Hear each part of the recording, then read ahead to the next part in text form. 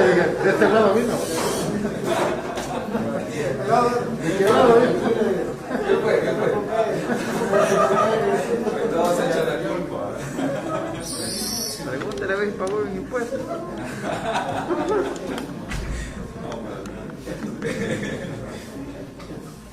Estamos listos.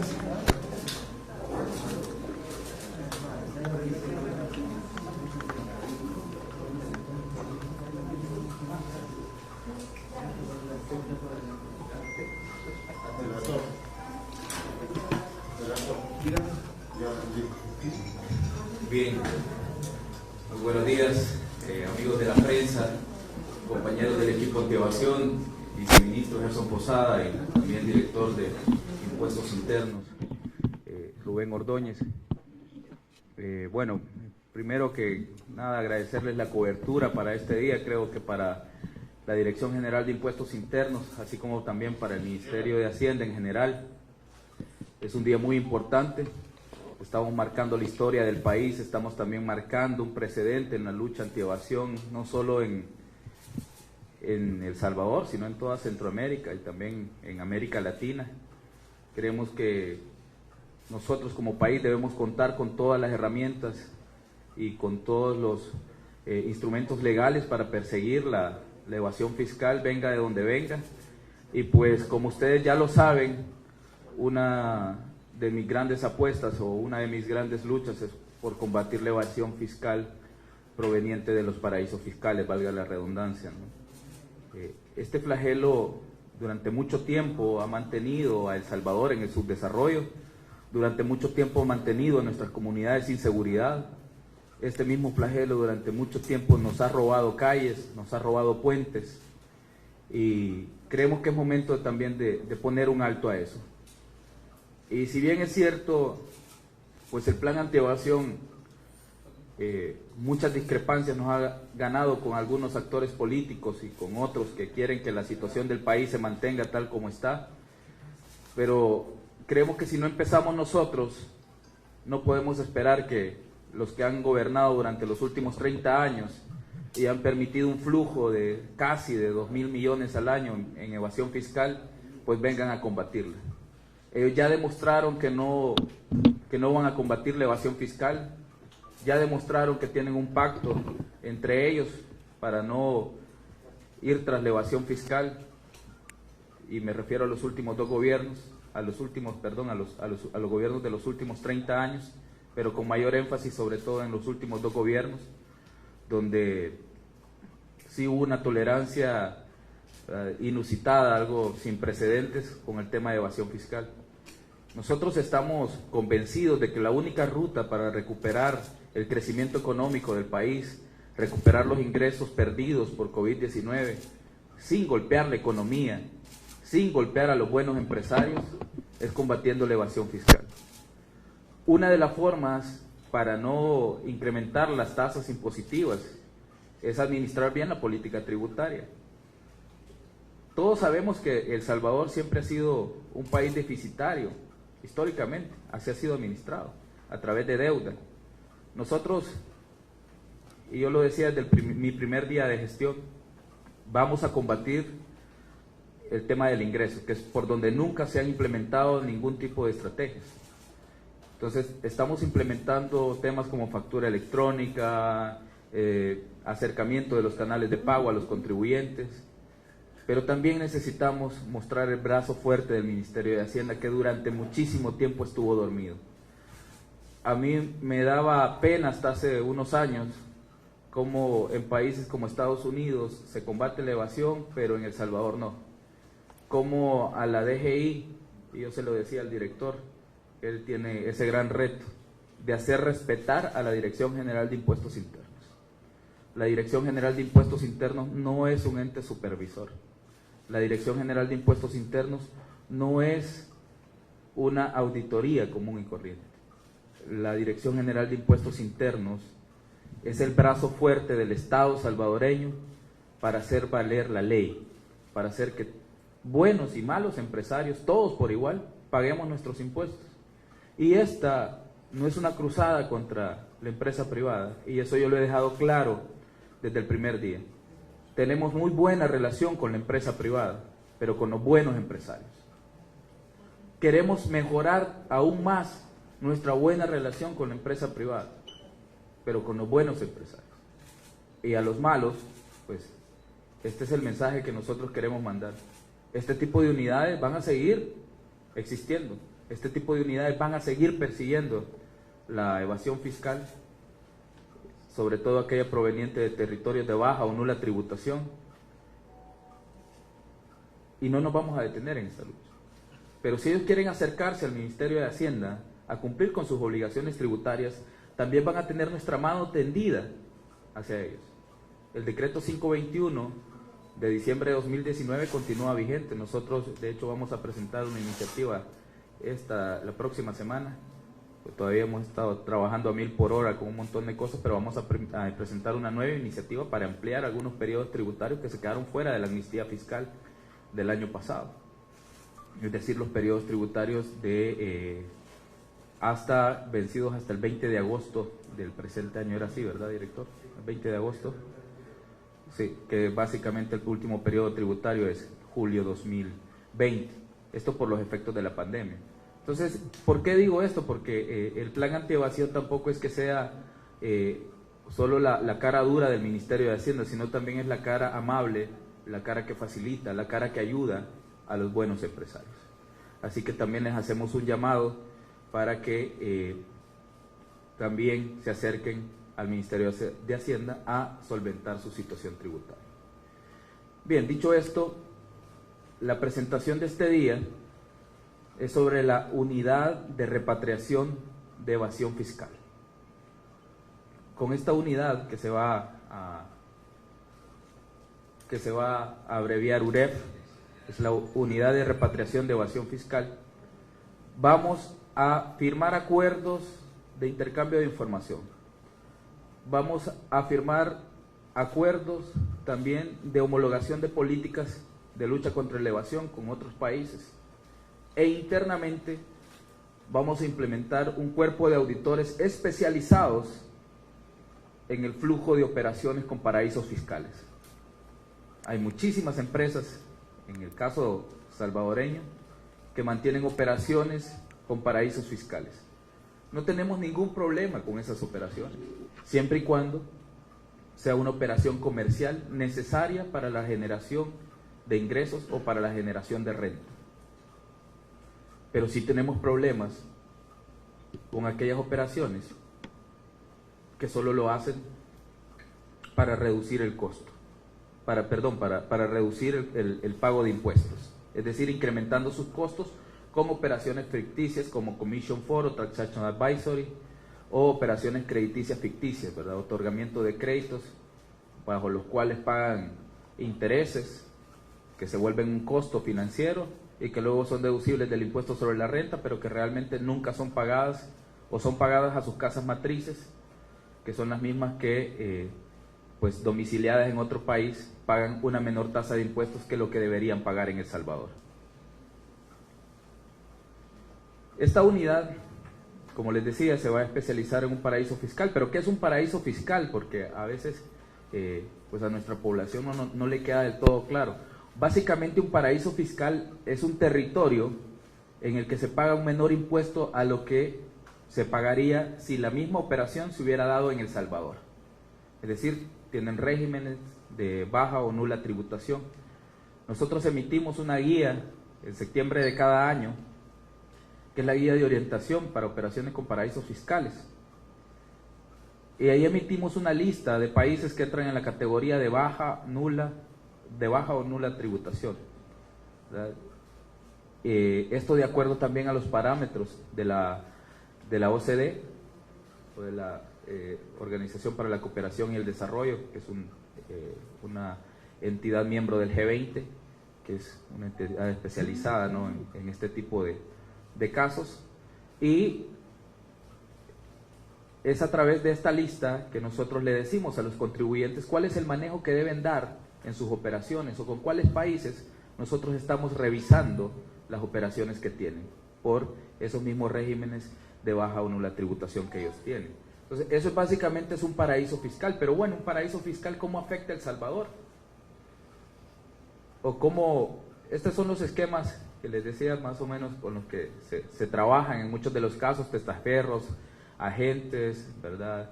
Algunas operaciones de crédito, y eso sobre todo genera opacidad, y de ahí surgen pues los paraísos fiscales como tal. Pero ¿cómo afectan estos paraísos en el caso salvadoreño?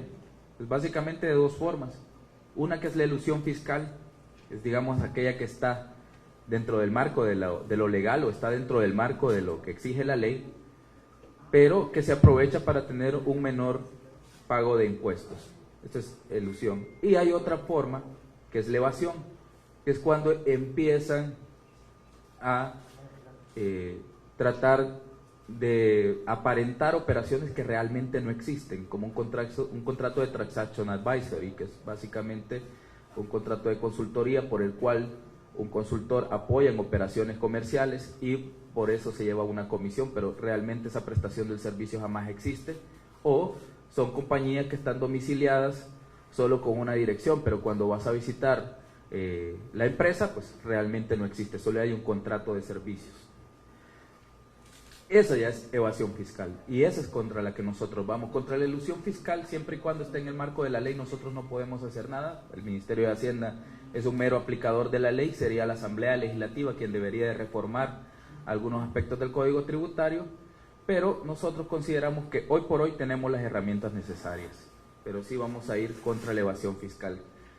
El flujo que viene de los paraísos fiscales todavía es un poco complicado medirlo en El Salvador, porque estamos bastante en pañales, al contrario de Costa Rica, por ejemplo, que tiene incluso una ley especial para que funcionarios públicos no participen en esquemas de paraísos fiscales, una ley de fortalecimiento de las finanzas públicas de Costa Rica, que obliga a los países que suscriben convenios de intercambio de información con Costa Rica a cooperar para brindar información sobre las operaciones financieras que tienen sus ciudadanos fuera del territorio costarricense.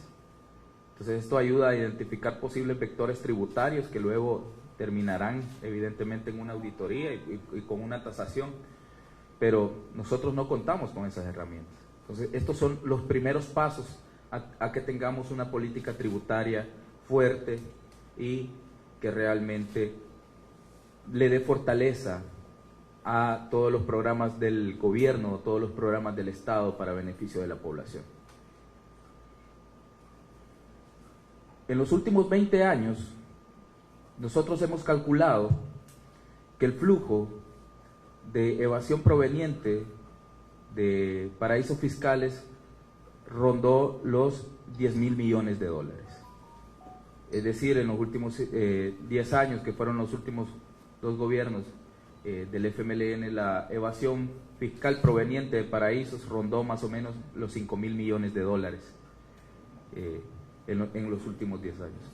Básicamente hubiéramos podido desarrollar muchísimas obras de infraestructura, hubiéramos podido desarrollar muchísimos programas sociales, hubiéramos podido darle muchísima mejor educación a nuestros niños en nuestras escuelas, tuviéramos la seguridad que necesitamos. Ha tenido que ser el gobierno del presidente Nayib Bukele quien le ponga atención realmente a estas situaciones, porque, como decía, ha habido una opacidad en el manejo de la lucha contra la evasión, pues que muy pocos conocemos de qué esfuerzos realizaron en gobiernos anteriores. De hecho, yo a la gente de la Comisión de Hacienda y Especial de Presupuesto, el día que me consultaba que si cómo iba a ser para que los ingresos se incrementaran para el próximo año, yo hacía referencia al plan antievasión. Y me decían, pero es que eso siempre se ha hecho. No, mentira, les decía, eso no siempre se ha hecho. Denme ustedes un detalle, les decía, de los gobiernos anteriores, denme un detalle ustedes sobre condenas y sobre presentación de avisos a la Fiscalía General de la República que hayan logrado en materia de evasión de impuestos. Nosotros logramos una condena recientemente por cerca de 3.6 millones la semana pasada, si no mal recuerdo, yo lo compartía desde mi cuenta de Twitter, y hubo una condena de 3.6 millones. Ustedes recordarán el caso tan sonado, el caso de la empresa Intratex, que tanto se nos criticó por algunos pseudo fundaciones pero es nuestro trabajo. Yo les digo, el artículo 23 del Código Tributario no me da la opción a mí, si quiero o no quiero ir a poner un aviso de prejudicialidad a la Fiscalía General de la República. Tanto al Fiscal General de la República como a mí tenemos el mandato de perseguir la evasión.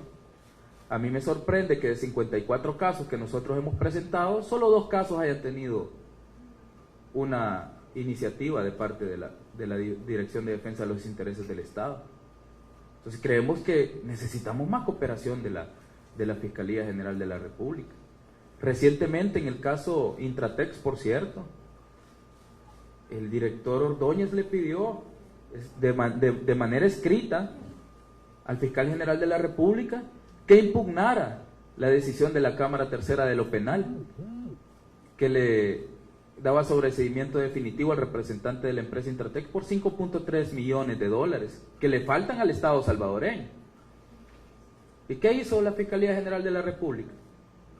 No impugnó el caso, no presentó el recurso de casación ante la Cámara Tercera de lo Penal.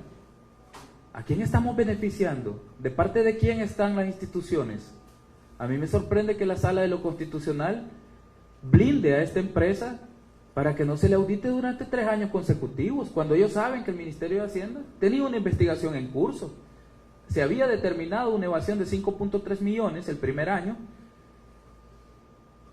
que había ratificado la Cámara Tercera de lo Penal, porque dice sí hay evasión, solo se equivocó, dice de casilla, entonces fue involuntario, así que dejen de procesarlo por la vía penal.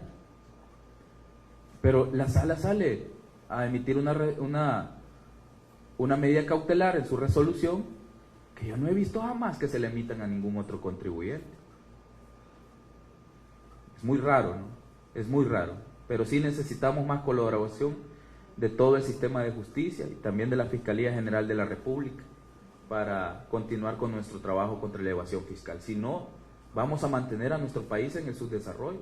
Yo creo que nadie quiere ver los hospitales nacionales en las condiciones en que los encontró el presidente Bukele. Y todos ustedes, amigos de la prensa, han sido testigos de cómo ha estado el Sistema Nacional de Salud.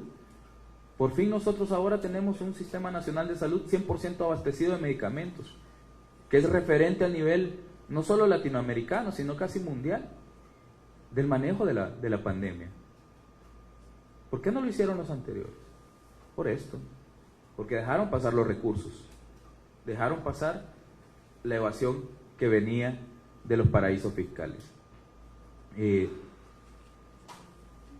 Bueno, lo demás que falta de la presentación lo va a terminar de explicar el director Ordóñez.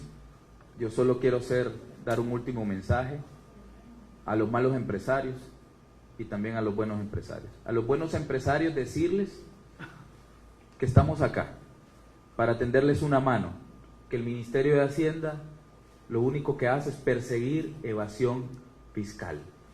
Pero a los buenos empresarios nosotros estamos para ayudarles. Estamos para mejorar los tiempos de espera en tramitología, estamos para ver cómo solucionamos algunos inconvenientes que hayan tenido durante la pandemia para el pago de sus tributos. Vamos a presentar una iniciativa para facilitar ese pago, pero siempre y cuando en el marco de la ley. Nosotros creemos que contamos con las herramientas necesarias. Para no incrementar impuestos tenemos que hacer esto, ir a perseguir la evasión. Esa es la única forma en la que no vamos a incrementar impuestos, persiguiendo la evasión. Y así lo hemos hecho. Y el presidente lo ha dicho en reiteradas ocasiones, no tenemos, ni hemos estado discutiendo, ni tenemos la menor intención de incrementar un impuesto. No, para nada, jamás. Pero tenemos que combatir la evasión, porque no es posible que nuestra sociedad o nuestro pueblo siga necesitando soluciones y nosotros no tengamos qué recursos darles. Entonces la forma de obtener los recursos es mediante este tipo de estrategias. Así que yo espero que también las gremiales de empresarios nos ayuden a difundir el mensaje con todos los contribuyentes de que debemos tributar bien nuestros impuestos.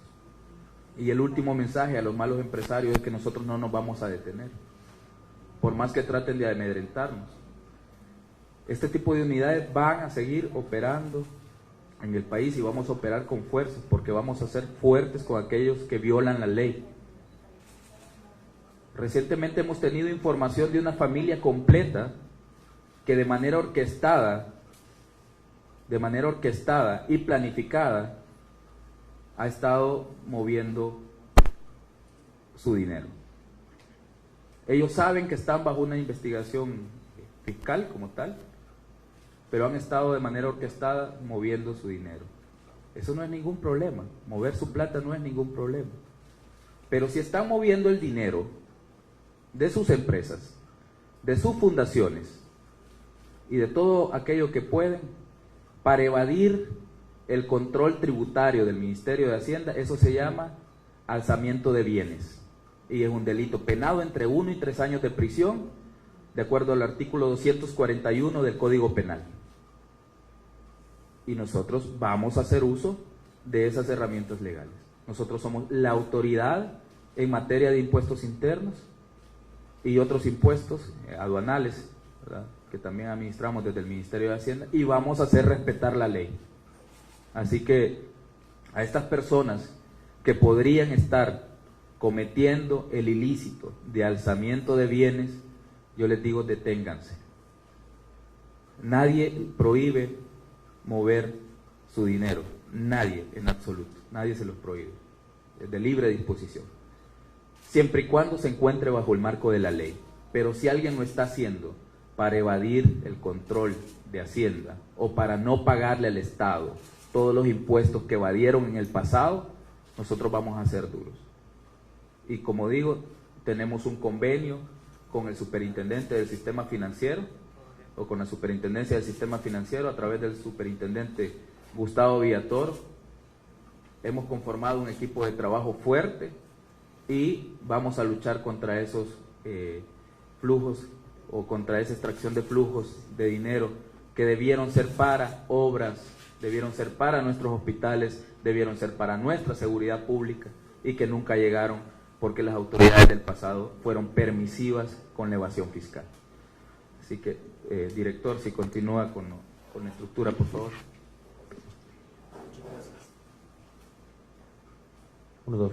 Muchas gracias, señor ministro. Vamos a continuar con la presentación que tenemos sobre la estructura que va a tener esta unidad especializada.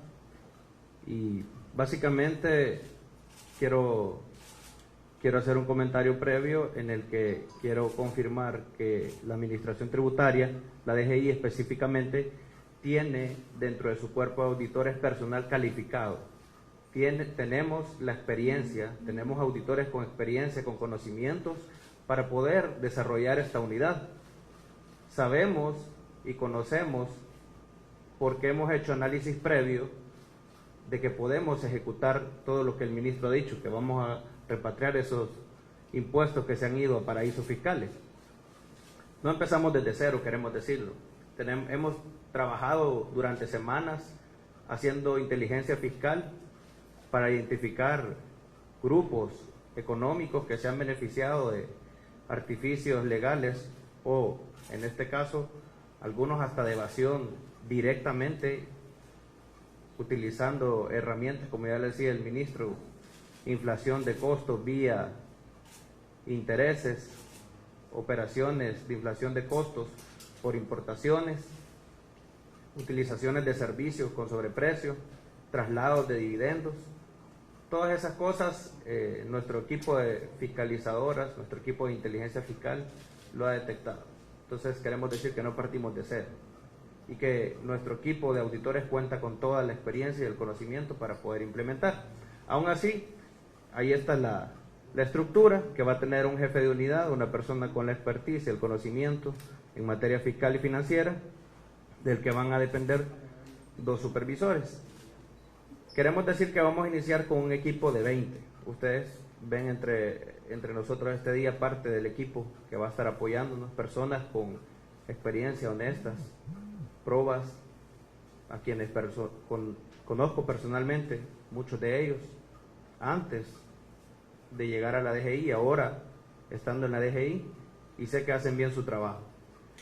Vamos a iniciar con 20. Esa es la fase 1. Luego vamos a incrementar en otros 20. ¿Cuál es la modalidad que vamos a utilizar? Vamos a incluir en esta unidad los 20 auditores que tengan experiencia para esto y el conocimiento de las unidades fiscalizadoras actuales. grandes contribuyentes, medianos contribuyentes y otros contribuyentes. ¿Qué vamos a hacer con los otros 20? Vamos a abrir un concurso público porque conocemos que en el sector privado también hay conocimiento y hay experiencia del gremio de contadores, gremios de abogados, que también conocen y saben cómo funcionan este tipo de cosas. Entonces vamos a abrir concursos públicos para que esos 20 vengan a darnos también el conocimiento de la parte privada. Entonces vamos a tener 40 auditores como una meta. ¿Qué va a pasar con los 20 que vamos a ascender hacia esta unidad especializada? Van a dejar vacantes en las unidades fiscalizadoras. ¿Qué vamos a hacer para suplir ese vacío? Porque no podemos dejar sin la fuerza fiscalizadora en nuestras unidades. Vamos a abrir otros 20 espacios o vacantes para que se abra concurso público y puedan entrar tanto personal que se encuentra en otras unidades de gestión que no son fiscalizadoras o que vengan de la parte externa, dando prioridad a aquellos que han participado en el programa de capital humano del Ministerio de Hacienda. Reconocemos que estas personas han venido a colaborar en el pasado, muchos de ellos, de los que tenemos hoy aquí, empezaron en ese programa. Algunos se han ido, bueno, allá está nuestro subdirector, empezó en ese programa. Han venido, pero por cuestiones presupuestarias, por cuestiones de oferta que no podemos retenerle, se tienen que ir a otras instancias a laborar. Entonces queremos traer ese conocimiento, que conocen nuestra institución, conocen la DGI, y vamos a abrir esos otros 20 espacios. Finalmente quiero hablar sobre la meta que tenemos. Esperamos en cada año mandar 150 casos de fiscalización, verificaciones a veces puntuales sobre operaciones sospechosas de traslado de beneficios o de erosiones de la base fiscal hacia regímenes de bajo o nula tributación. ¿Cuál es la meta monetaria? 100 millones de dólares, un promedio de $670,000 por caso. Alto, estas operaciones son altas. Y lo decimos con toda propiedad porque hemos hecho análisis fiscal. ¿Quieren ingresos? Al ministro le decían, mire, ¿y usted de dónde va a sacar ingresos? Ahí están los ingresos. Y mire, ¿y va a alcanzar la meta? Si nos ponemos metas bajas, nuestro trabajo va a ser bajo. Tenemos que ser ambiciosos. Para un plan inicial, 100 millones de dólares se oye alto, pues vamos a trabajar para ello. Y vamos a trabajar con los principios que tiene la administración tributaria: legalidad, justicia e igualdad. Por ahí mi participación, señor ministro. Gracias, director. Gracias. Muy importante el tema de funcionamiento. Solo tal vez aclarar, hay algunos detalles que quizá la prensa quisiera sobre el funcionamiento y la estructura de la unidad como tal. No obstante, por la confidencialidad de la estrategia tributaria, si lo mandata el código, no podemos tampoco revelar, ¿verdad?, grandes detalles de la unidad. En su momento pues van a ir conociendo el trabajo de esta unidad contra los paraísos fiscales, que es la unidad de repatriación de evasión fiscal. Así que, bueno, también tenemos un video porque hace poco en la conformación del equipo también nos juntamos para el aniversario del plan antievasión. Como ustedes bien lo recuerdan, nosotros lo lanzamos el 3 de octubre del año 2019, cumplimos aniversario el 3 de octubre recién pasado, pero pues básicamente no tuvimos ni oportunidad de hacer mención de que era el aniversario del plan antievasión por las constantes emergencias en las que hemos estado, ¿no? Así que creo que hoy sí es propicio para que hagamos remembranza de que ya tenemos un año con este plan, y además de eso también nos juntamos con el equipo para conformar esta unidad. Así que, bueno, Alicia, por favor, gracias. Vamos a ser pioneros en América Latina. Vamos a ser los primeros en tener una unidad especializada en toda Centroamérica para combatir la evasión proveniente de los paraísos fiscales. No es nuestra culpa que un par de malos empresarios le hayan robado el futuro a nuestra niñez. le han robado los medicamentos a nuestros enfermos, le han robado las escuelas a nuestros niños, le han robado la seguridad a nuestras comunidades. A un año de haberlo lanzado, el plan antievasión, hemos recuperado más de 219 millones en ingresos tributarios. Ustedes están haciendo su trabajo y realmente están dando lo mejor. No tengamos miedo, que de esto depende el futuro de nuestro país.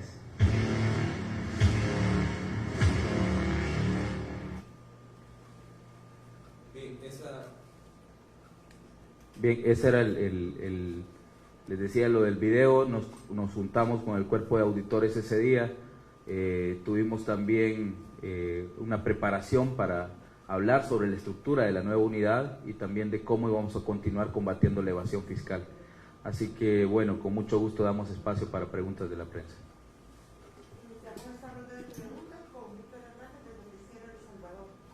Buenos días, ministro. Buenos días. Usted menciona que no se pueden brindar mayores detalles sobre esta nueva unidad, pero si pudiera más o menos, mencionaba que tienen inteligencia fiscal, todo eso, pero han ubicado a ciertas empresas que estarían en esos lugares o que estarían utilizando eso, o cómo más o menos va a funcionar toda esta cantidad de auditores que ustedes están mencionando. Por el momento nosotros hemos detectado cerca de 270 empresas que están bajo un esquema similar. Todavía tenemos que verificar si hay contratos de Taxation Advisory, Commission 4, hay que revisar si los costos son, digamos, necesarios para la generación de renta o mantenimiento de la fuente. Y bueno, en eso hemos estado trabajando. Todavía hay muchísimos pasos que hacer. Todavía, como bien decía el director, estamos conformando la unidad, estamos seleccionando el personal, ya hemos visualizado a los primeros miembros, pero también tenemos que continuar completándolo hasta que lleguemos al número de 40 como tal. Si bien es cierto, este tipo de operaciones a veces no se habla públicamente en el país, pero creo que los empresarios de este país no me dejarán mentir que también algunos de ellos tienen conocimiento de compañías que tienen operaciones con paraísos fiscales, y muchos de esos casos son para reducir su carga tributaria. Así que nosotros, vamos a ir siguiendo el dinero, como dice la vieja frase, ¿no? Si quieres saber dónde llega, follow the money. Entonces, seguir el dinero a través del sistema financiero, y dos, a través de la Dirección General de Impuestos Internos, verificando los vectores de error y verificando también que las operaciones sean necesarias para la actividad comercial o la actividad industrial o la prestación de servicios que tengan.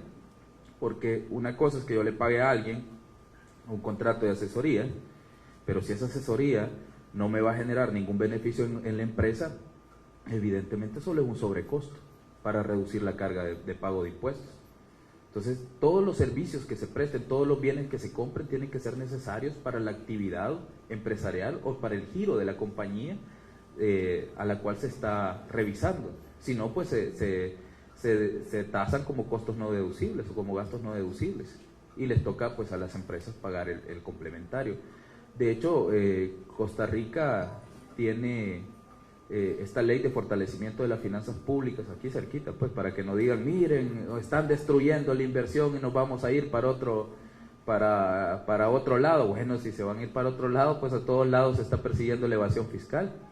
Entonces Costa Rica tiene una ley, la ley de fortalecimiento de las finanzas públicas, que obliga a que aquellos países que no cooperen con la información de las transacciones financieras de ciudadanos costarricenses en su territorio, todas aquellas operaciones que se tengan con ese país o paraíso fiscal son no deducibles, independientemente de que si está bien documentado, ¿no? Son no deducibles por no haber colaborado, por no haber brindado la información del convenio al cual suscribieron con este país cooperante.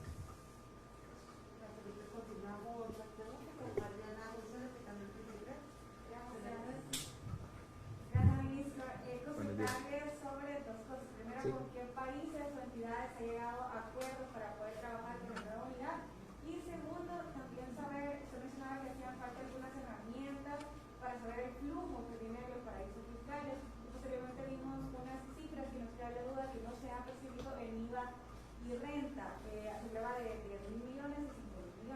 en total, de evasión fiscal total. Entonces ahí sí quisiéramos que nos ayude con ese detalle sobre las cifras, si es la sumatoria, los 20 años son la sumatoria de 10 y 10, o cómo se desglosan esos 10 años, y si son solo en relación a los paraísos fiscales, o es general que no se percibió eso. Ok, ya se me olvidó la primera que me hiciste. Sobre Perdón. los países o entidades con quienes se han llegado a acuerdos, Ok, sí, los acuerdos, estos se llaman acuerdos de intercambio de información para fines fiscales o para fines tributarios. Vean, uno de los organismos que más se mete con estos temas o más enfocado está con estos temas es la OCDE, miembro, como dije, o una institución del G20. Francia, por ejemplo, es uno de los pioneros en este tipo de convenios de intercambio de información, y lo que se hace es suscribir estos convenios y ambos países suscriptores se mandan la información, ¿sí? Ese es el convenio bilateral. Hay un convenio general, voy a eso, hay un convenio general de la OCDE que es para intercambio también de información fiscal. Eso es con la ley de transparencia fiscal e intercambio de información para fines tributarios, así se llama el instrumento que se aprueba en cada uno de los países, y luego se ratifica el convenio de intercambio de información fiscal con la OCDE. Entonces, estos modelos lo que hacen es mandar una base de datos automática de toda la información tributaria de los países miembros de la OCDE o los países miembros del acuerdo, que en este momento creo que tenemos 158 o 148, creo que son los participantes del convenio de intercambio de información financiera y fiscal. Entonces, y mandan ese pool de esa base de datos para todos los países que ratificaron el convenio, y ahí todos agarran como, digamos, la parte de la información que les interesa de sus países. Y la otra modalidad, que como te decía, es bilateral. Nosotros solo tenemos un acuerdo de intercambio de información con España, que es el único que se firmó, y se firmó en años anteriores, pero nunca se le dio utilización. Entonces nosotros vamos a retomar esta iniciativa y vamos a buscar con los países que sea necesario firmar. No, todavía no se han identificado porque la unidad se la estamos lanzando hasta este día, pues, o sea, todavía hay que hacer un barrido de todos los países con los que se tienen operaciones, probablemente, y como son muchos de estos paraísos fiscales son microestados, entonces es un poco complejo tener la información, digamos, tan a la mano, pero vamos a ir trabajando para ver cuántas operaciones tienen las empresas salvadoreñas con estos. Con el tema de la evasión, bueno, estamos hablando, si nosotros tomamos el promedio de 2.000 millones al año que se pierden por evasión fiscal, más o menos estaríamos hablando, si en los últimos 20 años estaríamos hablando de 40.000 millones, ¿verdad? Entonces, lo que hemos planteado acá es una estimación que nosotros tenemos de acuerdo a los estudios de la Dirección General de Impuestos Internos de solo los flujos provenientes de paraísos fiscales. ¿Es solamente de los paraísos? De los paraísos fiscales, No, correcto. solamente que teníamos unos colegas en relación a la sumatoria de los años. Quiere decir que serían... En los últimos 10 años se perdieron 5.000 millones, o sea, es el mismo promedio para los... ¿Ya? Gracias. Continuamos con Carla Alfaro de la prensa de Rápida. Sí. Buenos días, ministro. Buenos días. Hoy es un lanzamiento, pero hoy inicia operaciones a unidad o cuándo. Además, ¿a qué leyes se va a pegar la unidad? Y usted hablaba acerca de reformas al Código Tributario. ¿A qué otras leyes se tendría que hacer reformas para esta unidad? Y si van a tener asesoría internacional. Vean, bueno, ¿a qué leyes nos vamos a pegar? Pues a las leyes vigentes, Código Tributario, Ley de Impuestos sobre la Renta, Ley de IVA, las leyes de impuestos específicos. Nosotros vamos a ser respetuosos de la legislación actual y vamos a actuar en ese marco, no vamos a respetar ningún derecho de ningún contribuyente. Como ya lo dije, nosotros podemos encontrar una operación con un paraíso fiscal, pero si la operación es totalmente legal, no tenemos nada que hacer, pues, o sea, es legal y es legal, y le vamos a decir al contribuyente, bueno, qué bueno que las operaciones que usted tiene las tiene bien documentadas. y no vamos a violentar ningún derecho en ese sentido. Dos, las reformas, nosotros no hemos hablado de reformas al Código Tributario en el sentido amplio. Sí, el Código Tributario necesita una reforma con aquellos temas de precios de transferencia, porque fue declarado inconstitucional, si ustedes recuerdan, creo que esa es resolución 2017, ¿no? 2014, que todo el capítulo de precios de transferencia del Código Tributario se declaró inconstitucional. Entonces, porque hacía referencia a las listas de la OCDE y no hacía referencia a un parámetro nacional. Entonces, por soberanía, por principio de soberanía, no nos podemos someter a la jurisdicción ni de otro estado, ni tampoco a una jurisdicción, digamos, de otra entidad como la OCDE. Entonces, ¿de qué se trata? De incorporar al capítulo los mismos parámetros, pero como que se hicieran en El Salvador, por ejemplo, y ahí estaría salvado el tema de la violentación del principio de soberanía. Entonces, por eso fue parte de las causales por las cuales se declaró inconstitucional. Nosotros tenemos que hacer esas reformas, pero como ya he dicho, nosotros solo vamos a hacer reformas para administrar los impuestos que ya existen. Solo creo que le quedé pendiente con una, perdón. Sí, lo del ciudadano de las asesorías internacionales. Ah, sí, está.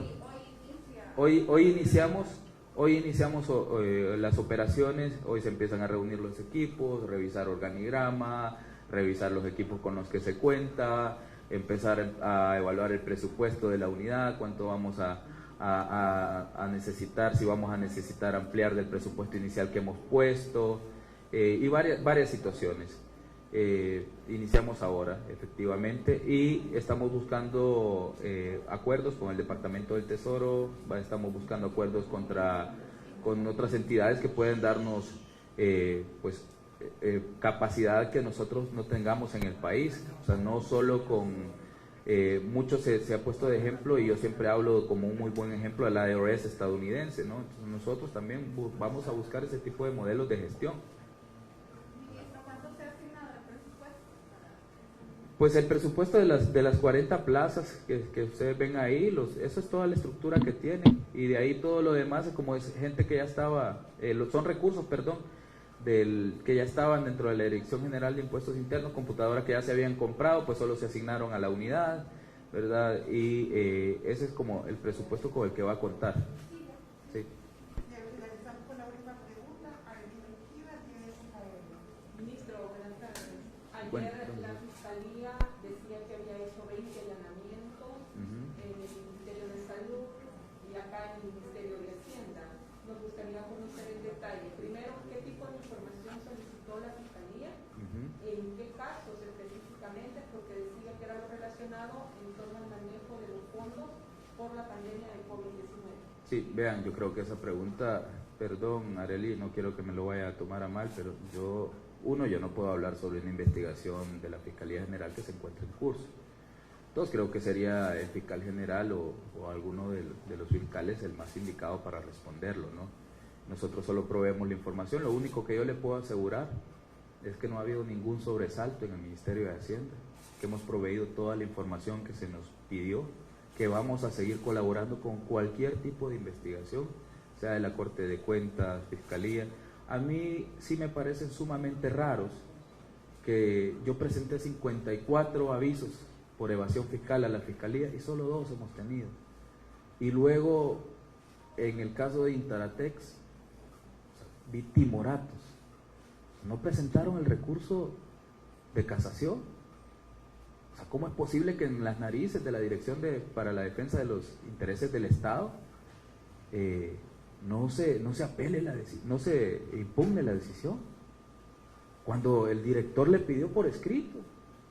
O sea, eso es incumplimiento de deberes. La Dirección General de Impuestos Internos es la víctima en los casos de evasión, y el abogado de la Dirección General de Impuestos Internos es el fiscal general de la República. Es como que la víctima le haya dicho a su abogado: apele la decisión, y el abogado, que tiene un contrato, que tiene un mandato de ley, no haya presentado la impugnación del recurso. ¿Para quién trabajamos? ¿Para la gente o para los intereses de algunas empresas? A mí me sorprende que la Sala de lo Constitucional saque resoluciones de que no podemos investigar por 3 años consecutivos a una empresa. ¿Y qué es lo que oculta esa empresa, pues? Y lo digo con nombre y apellido porque el caso está judicializado, Intratex de El Salvador. Yo, antes de que los casos se judicialicen, yo soy muy respetuoso de los procesos. Por eso no le puedo decir, mire, qué información, qué no, porque eso está en investigación. Pero lo que le puedo decir es que sí, nosotros entregamos de lo más cordial con ellos toda la información. Pero me parece que cuando se trata de trabajar por la gente, de recuperar los fondos para la gente, para darle soluciones al pueblo, algunas instituciones, y en este caso lamentablemente la Fiscalía, está volviendo a ver para otro lado. Se está haciendo, como decimos en buen salvadoreño, se está haciendo el de los panes. No sabemos a qué están jugando o de quién tienen mandato. Nosotros tenemos mandato de la población a través del presidente Nayib Bukele. Pero estas otras instituciones, ¿a qué? Ayer el fiscal Arriaza decía que estaban actuando de oficio, que sí tenían avisos en torno al manejo de fondos por la pandemia, pero que la actuación de estos allanamientos fue por oficio. Entonces la pregunta es, ¿usted considera que es innecesario entonces el allanamiento, la investigación en el manejo de fondos por la pandemia? Yo, como dije, no me quiero referir, pero yo veo que usted insiste con el tema y por respeto le voy a contestar. Uno, es una investigación en curso. 2, todo lo que vinieron a allanar, todo, absolutamente toda la información, yo se las hubiera dado con un simple escrito, como lo hacemos siempre. A mí me sorprende porque ayer decidieron allanar y por qué hacerlo masivo. Es bien extraño, sumamente extraño. Y vean todos los voceros que estuvieron ahora en las cadenas en la mañana. Vean todos. Yo creo que ustedes son medios de comunicación, pues no creo que nadie les dé mentira. Ustedes saben cuando hay un tema orquestado. Y toda esa información siempre nos la han mandado a pedir por escrito, con escrito, normal. Y siempre se le hemos dado, nunca hemos ocultado nada. Así que no tenemos nada que ocultar. Si ellos quieren meterse fantasmas en la cabeza, inventarse sus historias y sus novelas, pues que lo hagan. Pero lo que le puedo asegurar es que no hay ningún funcionario condenado de este gobierno por delitos contra el patrimonio estatal. Y en el caso del FMLN, de Arena y de un montón de miembros de esos dos partidos y otros, ahí sí hay condenas. Hay expresidentes presos, expresidentes que murieron en arresto domiciliario por robarse donaciones. Yo quisiera ver esa misma fuerza de la Fiscalía en esos casos. Pues nosotros vamos a seguir haciendo nuestro trabajo, que es recuperar los impuestos de la gente y darle soluciones. Pero sí es raro, ¿no?, que contra uno se actúe con una celeridad pasmosa y contra otros pues se deje sin actuar. Yo le regalo una última pregunta. Por favor, vamos a terminar la conferencia de prensa. Gracias por la cobertura. Lo siento, solo una última pregunta. La verdad que perdone, pero es que sí me tengo que ir, tengo que ir también a la asamblea. Precisamente sobre el tema de la asamblea que preguntar. Vamos a ir a la asamblea, nos vemos a las 2 de la tarde allá. Gracias, Gerardo, perdón.